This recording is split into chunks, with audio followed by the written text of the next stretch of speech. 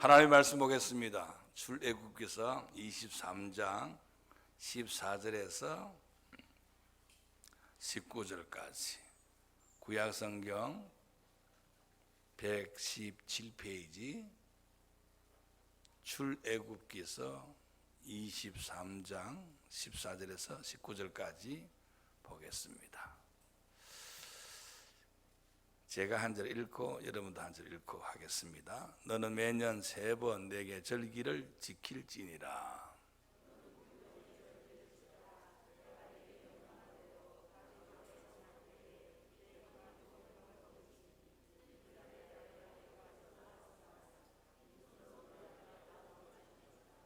맥추절을 지키라. 이는 내가 수고하여 밭에 뿌린 것에 첫 열매를 거둠이니라.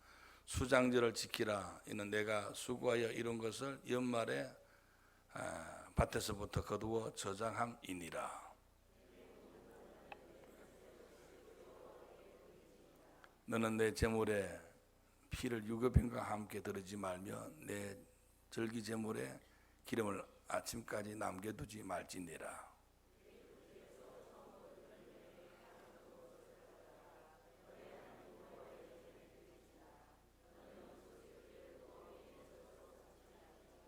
아멘. 한 주간 잘 지냈습니까? 예, 지나간 6개월 동안 지켜주신 하나님의 은혜 감사합니다.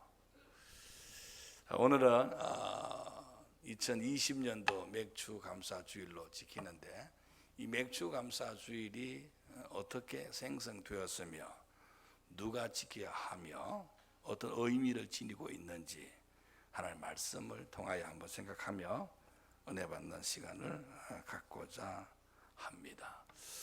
이 말씀을 깨달으려 하면 출애굽 이전의 삶과 출애굽 이후의 이스라엘 민족의 삶을 알아보는 것이 중요하다고 생각해서 먼저 이스라엘 민족들의 출애굽 이전의 삶 그리고 출애굽 이후의 삶 하나님 아버지께서 어떻게 또한 요청하고 있는가에 대해서 한번 생각해 보도록 먼저 하겠습니다. 저희들도 예수 믿기 전에 우리의 모습하고 예수 믿고 난 후에 우리의 모습이 다르듯이 출애굽 이전에 이스라엘 민족들의 모습하고 출애굽 이후의 이스라엘 모습은 완전히 다르거든요. 그것을 살펴보는 것이 대단히 중요하고 그것이 정립되어 있다고 한다면 출애굽 이후의 삶이 이렇게도 중요하구나 깨달을 수 있을 거라 생각을 합니다. 출애굽 이전의 삶은 신부는요 노예였습니다. 자, 오늘 23장 읽었지만은 1장부터 한번 보도록 할게요. 출애굽기 1장부터 한번 보도록 하겠습니다. 여러분 1장을 한번 펴 보시게 되기를 바랍니다. 출애굽기 1장에 보면은 유대인들이 애굽에 있을 때의 모습이 어떠했는가 알 수 있게 됩니다. 그들은 이제 먼저는요 신부는 노예였었고 노예였기 때문에 자기의 주장을 한다거나 인격적 대접을 받는다거나 이런 것들이 전혀 없습니다. 자, 그러면 오늘 1장 11절에 보면 감독들을 그들 위에 세우고 그들에게 어떻게 무거운 짐을 지워 괴롭게 하여 무거운 짐 짓게 할 뿐만 아니라 괴롭게까지 하여서 그들은 바로를 위하여 이제 국고성이 되는 비돔과 라한셋을 건축하게 했다라고 이야기하여 주고 있습니다. 그러니까 노예 신분이니까요 일만 하고 국가 사업에 총동원되어서 나아갔다라고 그렇게 이야기를 하는데 이 모든 것들은요 바로를 위해서 했다라고 이야기를 해주고 있습니다. 자, 이런 광경을 쭉 목도하면서 위에 계신 하나님 아버지께서는 굉장히 가슴이 아팠습니다.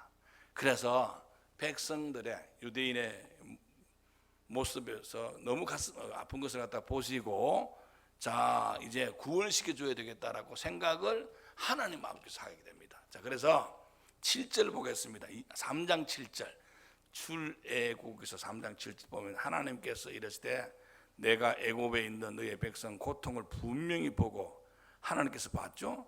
하나님께서 백성의 고통을 분명히 보고 그들의 감독자로 말미암아 부르짖음을 듣고 그 근심을 알고 이제 그들을 구원해내 가지고 어디로 보내야겠다? 내가 세운 젖과 꿀이 흐르는 땅 가나안 땅으로 보내야 되겠다라고 생각을 하게 되는데, 이 구원의 계획은 누가 가지고 계셨다? 하나님이 가지고 계셨다. 그래서 애굽을 갖다가 탈출시키고자 계획했던 분은 다름 아닌 하나님이었다라는 이야기입니다. 그런데 하나님은 보이지 않는 하나님이잖아요. 인비지블 가드, 보이지 않는 하나님이라 보이는 인간을 통해서 그 일을 갖다가 하는데, 그 보이는 인간은 누구를 선택하셨다? 모세를 통해서 인도하여 내기를 계획하고 계신 거예요. 자, 그럼 10절 봅시다. 3장 10절. 이제 내가 너를, 모세를 말합니다, 바로에게 보내어 너에게 내 백성 이스라엘 자손을 애굽에서 인도하여 내라 라는 지시를 하나님께서 모세에게 하게 됩니다. 모세는 이 분부를 받으면서 처음에 예라고 대답하기보다는 이유와 변명이 많았어요. 나 말 잘 못합니다. 나 무섭습니다. 두렵습니다. 이런 이야기를 쭉 하게 될 때 형도 보내주시고 지팡이도 주어서 능력과 이제 힘이 될 만한 사람을 갖다가 옆에 붙여 주었다라는 이야기입니다. 그런데 이런 이야기를 갖다가 이제 모세와 아론이 애굽의 왕 되는 바로에게 갑니다. 우리 하나님 아버지께서 고통당하고 있는 이스라엘 백성들을 갖다가 구원해내라 합니다 라고 하니까 바로가 듣고 그래? 그럼 보내줄게, 이런 이야기 하는 게 아니에요. 5장 보겠습니다. 5장 그 후에 1절입니다. 1절. 모세와 아론이 바로에게 가가지고 말합니다.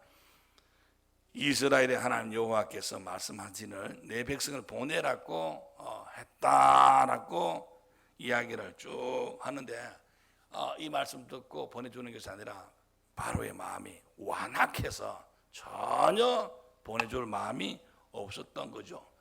하나님의 말씀을 듣지 않을 때는요, 하나님의 방법으로 소위 이런 말 쓸게요, 몽둥이를 사용하는 게 좋아요. 그래서 하나님께서는 애굽에서 몽둥이 사용하는데 그 몽둥이가 재앙으로 나타나는 거예요. 사람들이 삶을 잘 못 살게 될 때에 몽둥이로 다스리면 되는데 그 몽둥이는 하나님의 징계입니다. 말이 너무 거창하죠? 예, 하나님 징계로 다스리면 됩니다. 잠시만요. 저 화면에 보니까 이 아주 기가 막히게 꽃이 딱 끄트머리 붙어가지고 색깔 조화가 너무 견사에 대해서 오늘 화면에 멋있게 잡혀 있죠? 딴 이야기 좀 했습니다. 그래서 이 몽둥이 되는데, 몽둥이 뭐냐면요, 재앙을 주시는 거예요. 코로나19 재앙도 하나님의 말씀을 듣지 않을 때 가끔씩은 하나님의 몽둥이 들어서 깨닫게 만드는 거예요. 빨리 깨달으면 빨리 돌아오게 되는데 안 깨달으면요 오래 갑니다. 자 모세와 아론이 바로에게 가서 하나님께서 이스라엘 백성들 보내달라 합디다. 그래? 그러면 하나님이니까 보내줘야지, 이런 말하는 것이 아니라 안 보냈습니다. 그래가지고 애굽에게 10가지 재앙을 갖다가 내죠. 그 이야기가 7장부터 쭉 이렇게 꽤나 길게 12장까지 쭉 나옵니다. 우리 잘 아는 10가지 재앙, 물빛이 변하여 피가 되고 개구리 이 파리 가축 죽음, 악성 종기 우박 메뚜기 흑암, 장자 죽음까지 오는 이런 10가지 재앙이 계속 진행되는데, 9가지 재앙을 할 때까지는요 소위 우리 식으로 말하면요 이 바로가 눈도 깜짝하지 않습니다. 근데 마지막에 10번째 재앙 만났을 때 무지 긴장하는 겁니다. 그러니까 모든 애굽에 있는 집의 사람들은 뭡니까? 전부 다 초태생이 죽는 거예요. 초태생, 처음 태어난 거 다 죽여버리는 거예요. 그러니까 바로의 아들도 죽고 바로 집에 있는 짐승도 첨단 거는 다 죽어버리는 거예요. 사람들의 삶을 살 때 직접적으로 내가 피해 입지 않으면요 좀 무관해요. 그 내게 직접적으로 피했으면 알차 싶어요. 그 9가지 재앙이 올 때까지는 바로에게 직접적인 재앙이 없었던 거예요. 직접적인 재앙은요 초태생이 전부 다 죽는 그런 일들이 벌어지니까 아차 싶은 거예요. 이래 있다가요 초태생뿐만 아니라 다른 것까지 죽게 돼 있구나는 이런 생각까지 이르러서 가라 여기다가 우리가 큰일 내구나. 그래서 400년 동안 종살이 시키던 유대인들 갖다가 내보내기로 작정을 갖다가 합니다. 자, 그때 나온 숫자가 여러분 잘 아시는 대로 12장을 보겠습니다. 12장 37절 보겠습니다. 12장에 보게 되면은 100페이지죠. 이스라엘 자손이 라암셋을 떠나서 숫곳에 이르니 애들 말고 보행하는 장정만 몇십만 60만 명 가량이요. 가량이라기 때문에 더 될 수도 있고 이 말이죠. 그리고 수많은 잡족도 나오대. 잡족. 그러니까 이참에 우리 또 나가자 이래가지고 힘들어했던 사람도 나왔고 그때 양, 소, 심이 많은 가축도 함께 나왔다라고 이야기합니다. 그래서 유아 외에 했으니까 한 200만 명쯤 이제 나오지 않았을까라는 생각을 해보는 거예요. 유장로님, 대전 시민이 얼마쯤 됩니까? 한 150만 명? 보다 많은 숫자가 지금 나온 거예요. 엄청나게 많은 숫자가 이제 나오게 되는데, 자, 그것도 몇 년 만에? 400년 만에 나왔다라고 40절. 이스라엘 자손이 애굽에 거주한 지 400년, 430년이라네. 430년 만에 나오게 되었다라고 이야기를 합니다. 자, 그래서 이제 출애굽하면서 나오게 되는데 이야기가 여기서 끝이면요 재미가 없잖아요. 예, 계속해서 전개가 되는데 자,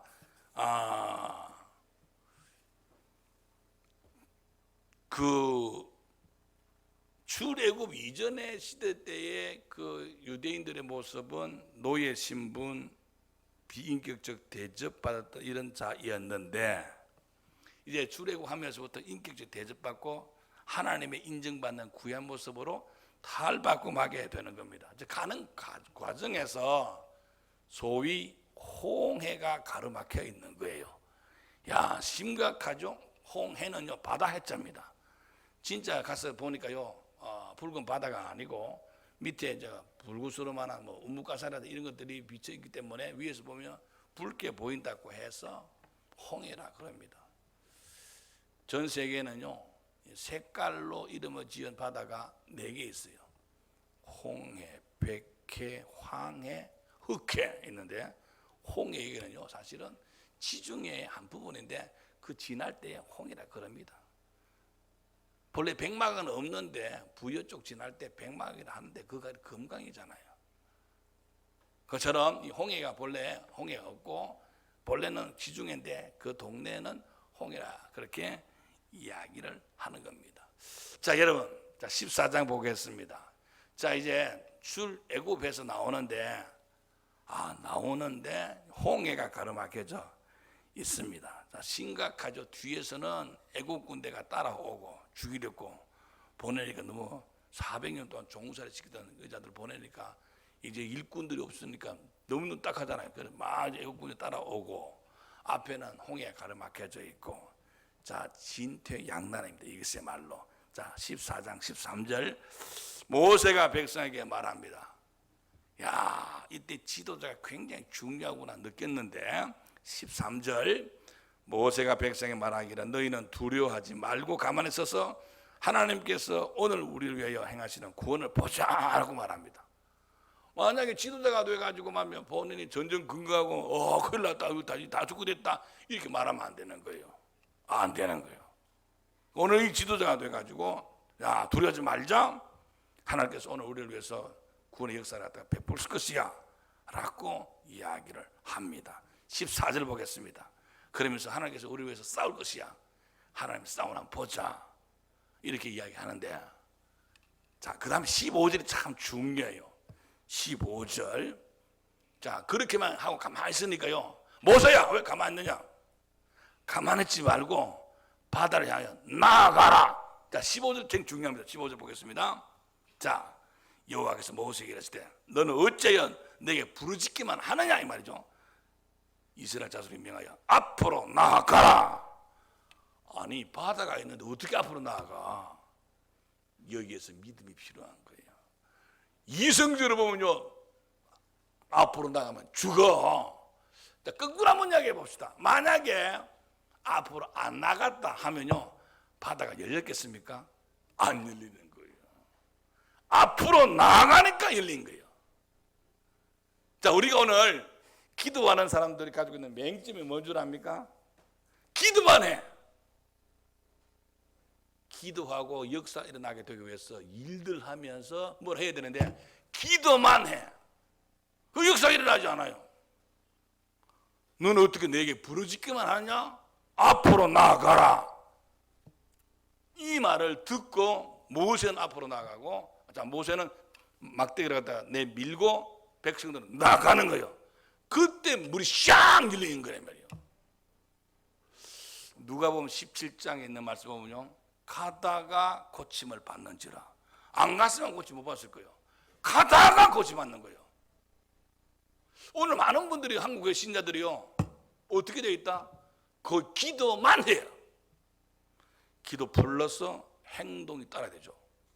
기도를 앞장 세우고 그 다음에 액션을 취해야 되는데 액션은 없애버리고 기도만 하고, 어떤 사람은 기도도 없고 액션도 없고 이는 전혀 안 되고, 기도만 하고 액션이 없는 거예요. 여기 주님께서 말합니다. 너는 나에게 어찌 부르짖기만 하느냐? 부르짖는 거 플러스 뭐해라? 앞으로 나아가라. 야, 이게 기가 막히잖아요. 그리하니까 지도자는요, 할 일이요, 인도하는 거죠. 모세가 지팡이 들고 명령하죠. 자, 16절 보겠습니다. 지팡이를 들고 손을 바다 위로 내밀며 그것이 갈라지게 하라 하니까 그때서 뭡니까? 샥 갈라져가지고 뭐가 됐다? 마른 땅이 된지라. 이것도 말도 안 되는 소리죠. 우리 볼 때요, 이성적으로 충만한 사람, 이 말도 안 되는 소리야. 바닷물이 샥 갈라지고 마른 땅이 된다고 웃기는 이야기야. 그래서 신기하잖아요. 그것이 신의 기술이, 그 신기요, 신의 기술이 이게. 그 신기하잖아요. 그래서 마른 땅이 된 거예요. 만약에 바닷물이 갈라졌는데 땅이 질퍽하다, 못 가지. 못 가지. 근데 하나님께서는 땅을 갈라줄 뿐만 아니라 마른 땅도 되게 했다라는 이야기입니다. 자, 21절 보겠습니다. 이야기가 기니까 모세가 바다 위로 손을 내밀매 여호와께서 큰 동풍이 하나님의 역사 밤새도록 바닷물을 물러가게 하시니 물이 갈라져 바다가 마른 땅이 된지라. 쭉 갑니다. 하나님의 역사는요, 밤새도록 역사하는 거예요. 밤새도록 돌리는 거예요. 오늘도 돌리기를 믿습니다. 계속 돌리고 있는 거야. 돌리고 있는 거예요. 그래서 마른 땅이 되었다라는 이야기입니다. 자, 이스라엘 백성들이 홍해 갈라지는 것에 들어가서 나가서 보면서, 아, 뒤에 따라오던 애국군들도 우리도 따라 들어가면 되겠구나. 그래서 그들 치자 이렇게 생각했겠죠. 그래서 23절 애굽 사람들과 바로의 말들, 병거들, 그 마병들이 다 그들의 뒤를 추격하여 바다 가운데로 쑥 돌아왔습니다. 들어왔는데 새벽에 24절 새벽에 하나님께서 불과 구름 가운데서 애국군들을 보시고, 불과 구름 가운데서 불빛이 앞에서 구름이 오고 구름이 있어서 불빛이 오고, 그러니까 헷갈리겠지. 그러니까 그들 스스로 어지르게 돼가지고 이놈이 적군인지 저놈이 적군인지 뭘 서로 싸웠죠. 다 죽었다라는 이야기입니다. 그래서 25절 재밌습니다. 그들의 병거 바퀴가 벗겨져 달리기가 어지럽게 하시니 애굽 사람들이 이르되 이스라엘 앞에서 우리가 도망하자. 여호와 그들을 위하여 싸워 애굽 사람들을 치는도다. 27절 27절 모세가 큰 손을 바다 위로 내밀매 새벽이 되어 바다의 힘이 회복. 저는 이 말이 참 좋더라고요. 바다의 힘이 회복된지라. 그러니까 애굽 사람들이 물을 거슬러 도망하나 하나님께서 애굽 사람들을 바다 가운데 엎으시니, 이 말은 무슨 말이겠죠? 수장시켜가지고 몰살시켰다 이야기입니다. 이 광경을 갖다가 이스라엘 백성들은 경험했고 애굽 사람도 보았죠. 자, 이 31절 보겠습니다. 31절 보면 이스라엘의 여호와께서 애굽 사람들에게 행하신 그 큰 능력을 보았으므로 백성이 여호와를 경외하고 하나님의 종 모세도 믿었더라. 우리의 지도자도 믿을만하고 하나님 역사했었구나라고 하면서 참의했다는 겁니다. 그래서 15장에 가서는 모세가 하나님 역사에 대해서 아주 참의하는 노래 같다 15장 전체가 싣고 있고요. 그 다음에 계속해서 이적과 기사가 막 일어납니다. 이적과 기사가 쓴 물이 단물이 되고 하늘에서 만나와 멸치가 내려오고 이적과 기사를 쭉 보여주고 계속해서 자, 홍해 갈라지죠. 쓴 물이 단물이 되죠. 자, 만나와 멸치가 내려오죠. 이적 연속입니다. 이적 연속이옵니다. 그럼에도 불구하고 말입니다. 조금 길 가다가 목이 마르니까 금방 이적을 베푸신 하나님 아버지를 잃어버리게 되는 거예요. 그러면서 인도해 내 누구를 원망한다? 모세를 갖다가 원망합니다. 아주 크게 원망하는데, 자, 성경 말씀 16장 한번 보도록 하겠습니다.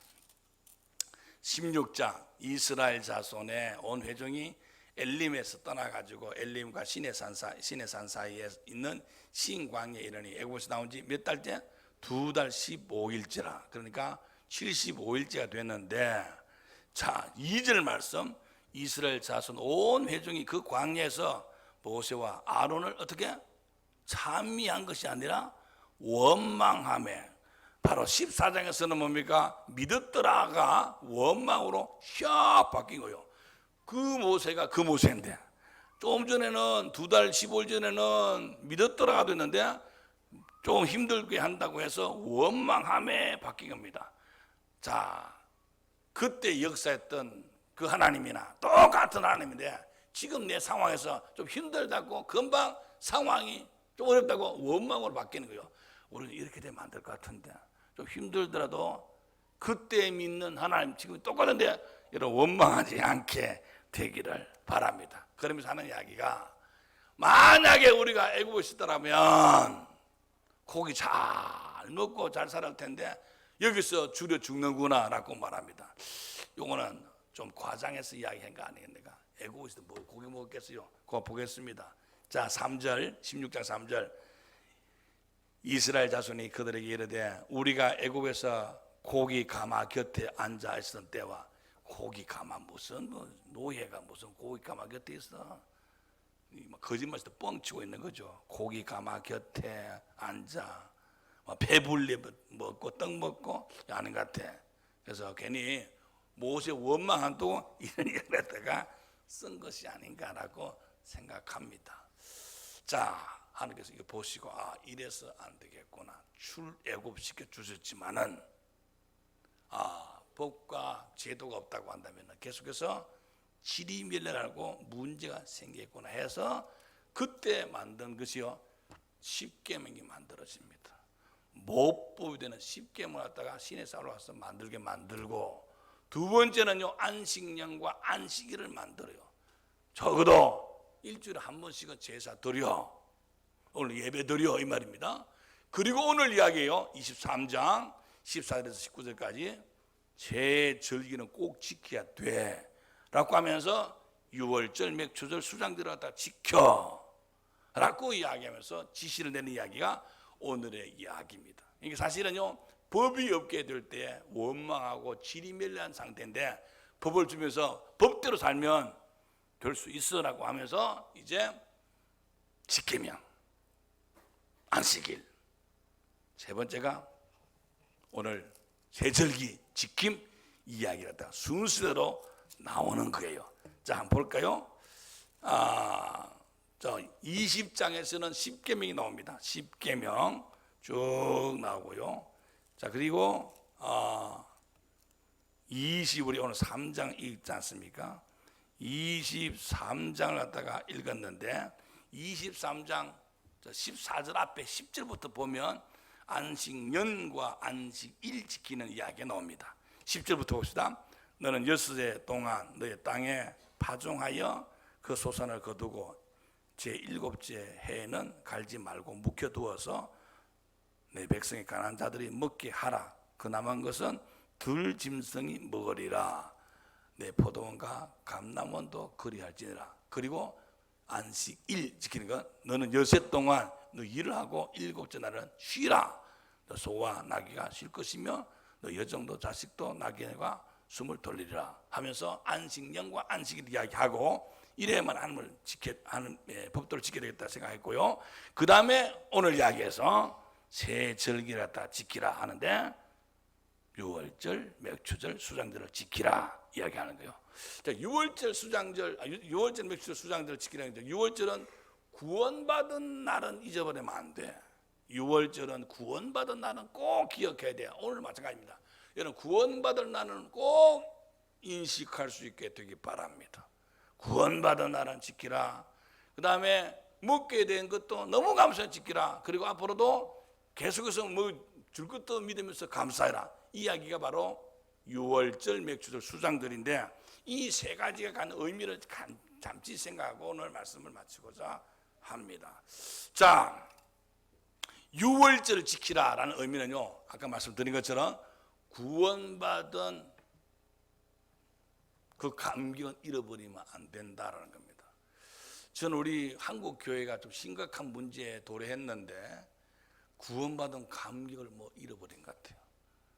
그것은 여러 가지 문제가 있게 되겠지만은요, GNP가 3만 달러 이상 되면서 아주 이 돈이 지배하는 것이 굉장히 크잖아요. 잃어버리게 된 거예요. 전부 한 문제 했습니다. GNP가 10,000달러 되면요, 물 파는 사업이 성행한대요. 어제 물 이미 팔고 있죠, 그죠? 20,000달러 되면요, 공기 판대요. 공기 팔죠. 에어 팔죠. 30,000달러 되면요, 잠을 판대요. 그래서 잠을 잘 자는 이런 거 침대 좋은 거 나오고 아주 그 나옵니다. 그러니까 그런 걸 하면서요, 육신에 관계돼서 진짜 굉장히 높은 수준에까지 올라간다는 거예요. 이러면서 육신에 관계된 거죠, 전부 다. 물 팔고 공기 팔고 잠 팔고 전부 육신에 관계된 겁니다. 그래서 반비례로 도태되는 것이 영이요. 영은요, 구원받은 거잖아요. 그래서 옛날에 하나님 아버지께서 다른 것은 몰라도 패스 오버, 넘을 유자, 넘을 월자, 유월절만큼은 잃어버리면 안 돼. 구원받은 감격만큼은 잃어버리면 안 돼. 이거는 꼭 지켜야 돼. 누구에게 지키라? 남자에게 지키라 그랬습니다. 그 집안에 남자가 이걸 알고 이끌어 간다면 괜찮아요.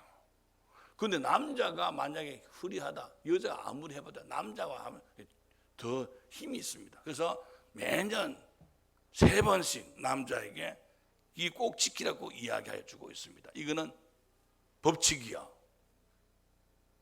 그래서 오늘 우리도요, 구원받은 감격만큼은 잊지 말아야 됩니다. 이런 차원에서 저는요, 구원받은 날짜 기억하는 것도 괜찮다고 생각해요. 어떻게 하네요? 구원받은 감격만큼 우리가 놓치지 말아야 될 것이다 라는 의미에서 유월절 지키자라고 이야기한 거요. 그 다음에 뭡니까? 이 맥추절이나 수장절 지키자는 것은요, 늘 너는 감사하면서 살아라 이 말입니다. 이 감사는 그냥 나오는 게 아니에요. 하나님 제일주의, 하나님 중심주의에 의해서 나오는 것이 감사합니다. 하나님 제일주의로, 하나님 중심으로 살다 보니까 모든 것이 하나님께서 하시구나. 우리 농사 짓는 분도 많습니다만은요, 농사요, 백날 지어봤자 하나님 비 안 주고, 하나님 물 안 주면 끝이요, 물 안 주고 햇빛 안 주면 끝이요. 하나님 하시구나. 모든 하나님 갖고 있구나 라고 생각하면서 감사 중심으로 살아라 이런 말입니다. 감사는 신앙의 최고봉이에요. 감사 중심적으로 살아라 이런 의미에서 수장절, 맥주절을 갖다 지키라라고 이야기해 주고 있는 거예요. 그냥 수장절 지키는 의미는 뭡니까? 오늘만 내 지켜줄 거 아니다. 나 영원히 지켜줄게. 이런 의미가 있어요. 숫자는 무슨 숫자다? 거둘 숫자, 수입한데. 수입이 있어요. 숫자, 그 숫자입니다. 장자는 감출 장자, 저장할 장자. 그러니까 뭡니까? 거두어서 저장해 둔다 말입니다. 하나님을 잘 믿으면 금년만 잘 사는 게 아니에요. 영원히 잘 살게 될 줄 믿습니다. 영적 의미 수장절이 우리가요. 그러니까 오늘만 잘 사는 게 아니에요. 그래서 이걸 갖다가 영적 의미를 해석할 수 있는데, 해서 이 세 절기는 딴 거는 몰라 지켜야 된다라고 말씀하시면서 출애굽한 이스라엘 민족들에게 이 이야기를 갖다가 우리에게 던져주고 있습니다. 오늘도 이 세 가지만 온전히 우리 가슴 속에 모시고 있다고 한다면 그래도 살아있는 신앙이 되지 않겠는가 라는 이야기입니다.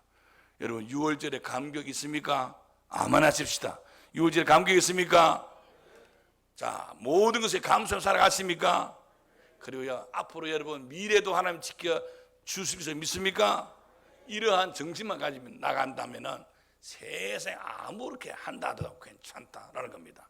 오늘 출애굽 23장에서 말씀하시는 바 세 가지 꼭 지키라고 말씀했는데, 지키면서 나가서 영광도 돌리고 은혜 넘치는 복의 삶을 살아가는 저와 여러분 다 되기를 주의 이름으로 축복합니다.